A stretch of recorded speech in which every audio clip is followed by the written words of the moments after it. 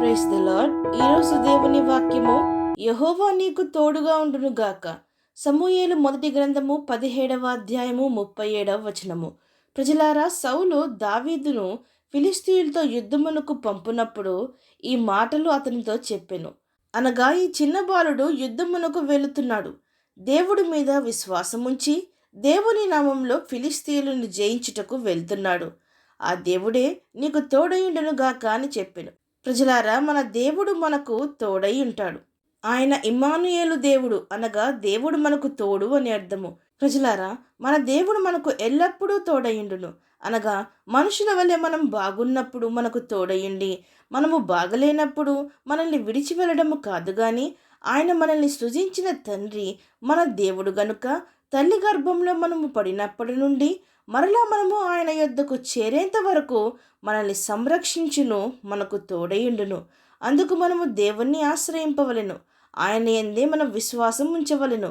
కొన్నిసార్లు అపవాది మన యొక్క విశ్వాసమును, మనము కలిగి ఉన్న నిరీక్షణను అమాంతంగా క్రిందికి పడద్రోయును. అనగా, దేవుడు నాకు నిజంగా తోడయున్నాడా, ఆయన నన్ను పట్టుకొని ఉన్నాడా, ఆయన నన్ను దృష్టించుచున్నాడా అని అపవాది మనలో అవిశ్వాసపు తలంపులు, ఆలోచనలు కలుగుజేయును. అయితే దేవుడు పరిశుద్ధ గ్రంథం ద్వారా మనకు ఇచ్చిన వాగ్దానములు మనము గుర్తు తెచ్చుకుంటే మనకి గొప్ప ఊరట కలుగును. నేను నిన్ను విడువను, ఎడబాయను, శాశ్వతమైన ప్రేమతో నేను నిన్ను ప్రేమించుచున్నాను, విడువకని ఎడ్ల కృప చూపుచున్నాను. అలాగుననే నా చేతులలో నుండి నా గొర్రెలను ఎవరు దొంగలించలేరు అన్న వాగ్దానములు మనము జ్ఞాపకం తెచ్చుకొని ధైర్యము వహించవలెను. ప్రజలారా, దేవుడు మనకు తోడయుంటే మనము శూరకార్యములు జరిగించదము.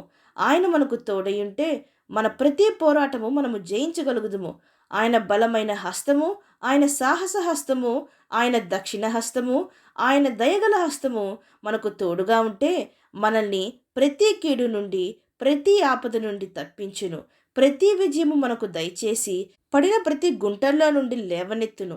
ప్రజలారా, కొన్నిసార్లు మనము మన మొరను, మన గోడును, మన ఏడ్పును, మన కష్టమును ఎవరు చూచును, నన్ను ఎవరు పట్టించుకొందురు, నన్ను ఎవరు క్షమించును, ఈ పాపభారం నుండి, ఈ అపరాధ భావం నుండి ఎవరు నన్ను విడిపించును అని అనుకొందము. కానీ అలాగున అనుకోకుడి.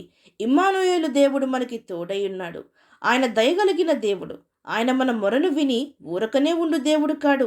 ఆయన మనల్ని దృష్టించి మన మార్గములు సరళము చేసి మనల్ని ఆదుకొని మనకు సహాయము చేయును. ముదిమి వయసు వచ్చే వరకు, అనగా ముసలి వయసు వచ్చే వరకు మనల్ని ఎత్తుకుని నడిపించువాడు ఆయనే. అవును అన్నవారు నాతో పాటు ప్రార్థనలో ఏకీభవించండి. ప్రార్థన. పరిశుద్ధుడా, ప్రేమగల తండ్రి, ఈరోజు మీరిచ్చిన ఈ వాక్యమును బట్టి మీకు స్తోత్రములు దేవా. ఏ ఒక్కరూ ఈ లోకంలో నమ్మదగిన వారు కారయ్యా. ఏ ఒక్కరూ ఈ లోకంలో మాకు నిజంగా నిత్యము తోడుగా ఉండరు తండ్రి. దేవా, మా కష్ట దినముల్లో, మేము సరిలేని దినముల్లో కూడా, ఎవరూ తోడు లేని సమయాల్లో కూడా మాకు తోడయుండి మమ్మను లేవనెత్తి నడిపించిన దేవా, మా జీవితంలో చిగురింపజేసిన తండ్రి మీకు స్తోత్రములు.